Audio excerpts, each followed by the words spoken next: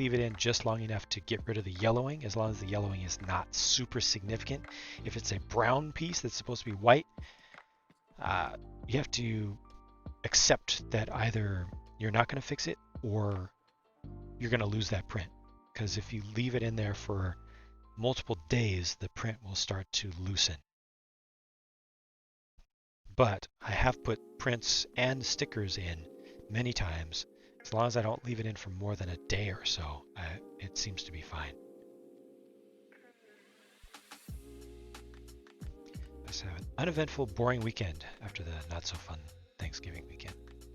Uneventful is good, is to be celebrated. Debating leaving a sand trooper in the sun to yellow it to get the authentic bleached armor look. Right on.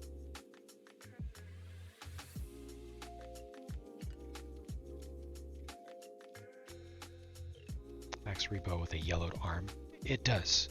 But the prints are so important. And again, like I just said, if you leave it in too long, the prints can loosen up. And if you grab it, you can actually rub the loosened ink off. What I would probably do there is take the arm off. Of course, that causes damage to the joint, so you have to be aware of that. It's going to loosen the joint. So no matter what, you're in a bit of a pickle. You could also try to suspend it. Oh, wait. Rebo doesn't have any print on the body, does he? You could dump that in there. Yeah, that's no problem, actually. I was thinking there's print on the torso, but there isn't. Work holiday stuff. 3-day hospital stay. Thanksgiving weekend. Sorry.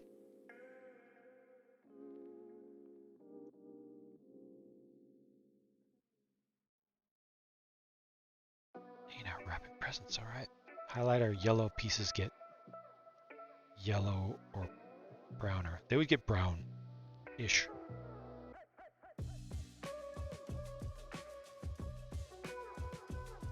Unknown severe case of vertigo. That's not fun at all. I'm glad that you're better. Occasional little issues, so you still need to be really careful with it, huh? Yeah, that can be scary. No print on Max Rebo, so no issue. Good. Fast recovery, yeah.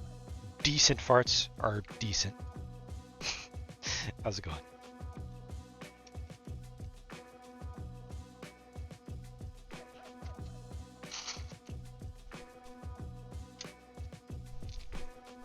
That's a lot of farts. He didn't say anything about the quantity, just the quality. It's different.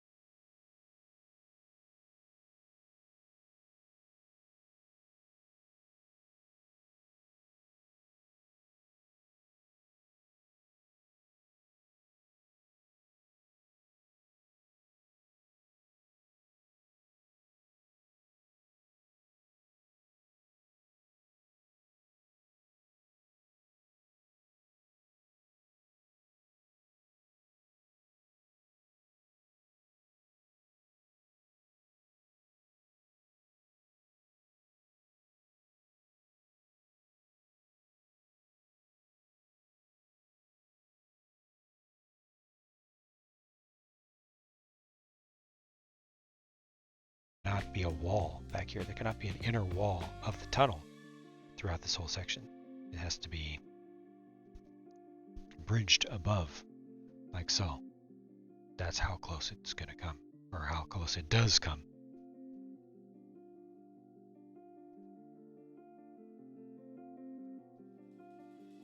Folk Form, thank you for the resubscription with Prime. I appreciate your support. Said thanks for all your content, love your perspectives and insights. Thank you very much. I appreciate it. Thank you for your support. Bad it is, good to see you. And Barrett, some of these base plates, well, one big one is old gray compared to new gray. Most of them are new gray, but the most hidden one is old gray. And that's the difference you're seeing. Kyle, how's it going? Zorasian, welcome.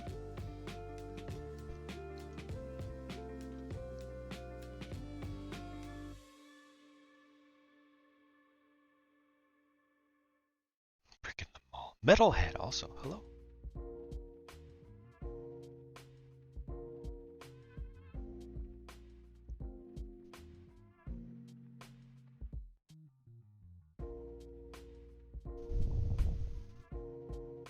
Base plate is old gray? Yes. One of the base plates over here is old gray. On the inside in there. I feel like this is going to get tricky on this side, so I'm going to shift my attention over to this side for a minute. Which is also going to get tricky, but I'm just choosing to work on it right now.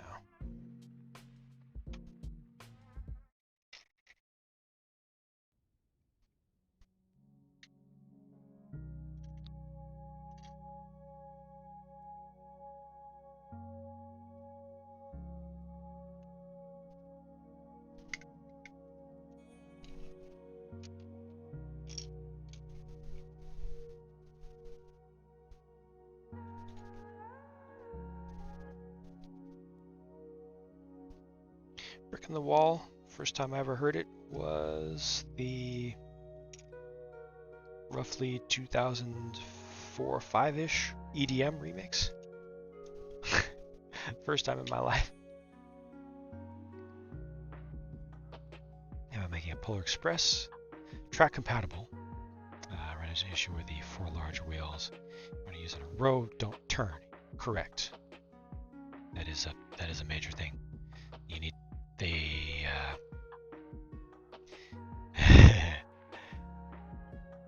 go look at what other people have done. People who run large steam locomotives around big layouts. See what they've done. Unfortunately, most of them are using aftermarket track to run big locomotives with a lighter, wider radius turn. But if you do want to go around the ridiculously tight turns that LEGO gives us, every truck, every pair of wheels needs to be individually articulated. Your drive wheels or simulated drive wheels can be equidistant to one another. Their axes can be fixed relative to one another, the points where they turn. But then your leads and your trailing wheels have to be able to not only turn but shift from side to side. It's once you get into more than one pair of driven axles, you cannot get away with this swing like that. That's not going to work. This barely works as it is. You're going to need to be able to take your leading and trailing wheels and shift them. They need to be able to shimmy. So not only this way, but also rotate on that bar. So here I have a leading bar. You need to have a turntable on that as well, so these can turn. So the whole thing needs to be able to offset and rotate. And that's if you have 2 pairs of driven wheels. If you have more than 1 pair of driven wheels. If you have 2 pairs, then this can simply rotate. The next pair can simply rotate. If you need to have a 3rd pair, if you're doing a 4, 6, 4, 462 or something, then you need to be able to shift your middle one. Let me show you, just to make sure this is clear, because I know I'm saying words, but it's better to show.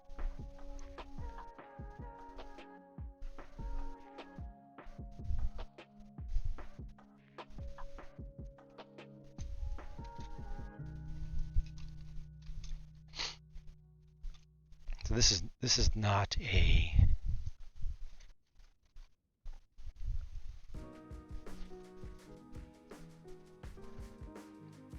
steam locomotive, but it has more than 2 pairs of axles. So these end ones now can simply rotate. That can simply rotate, but the middle one cannot be static. It cannot simply rotate. The middle one needs to be able to shift. Ignore the tape, ignore the red. It means nothing. It needs to be able to shift this way. Otherwise it'll bind and derail immediately. So it's not enough to just have everything be able to rotate. This has to be able to go. Or you could do it, these two could rotate, and then this needs to shift a lot.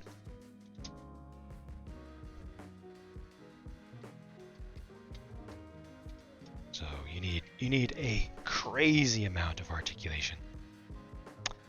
Black Phantom, hello and thank you. Welcome to my Lego City. Just working on some terrain over here in the corner, but there's a whole thing.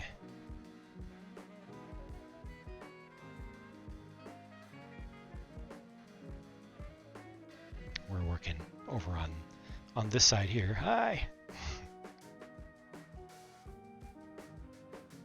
Game builders also using third-party wheels. Yep. Glorious. Unfortunately, a lot of the downtown district is kind of empty since I took all the modulars out because I want everything to be custom. Actually, I haven't turned this around. Yeah, it's kind of run out of space to see there, but it's about the range we get to look at for right now.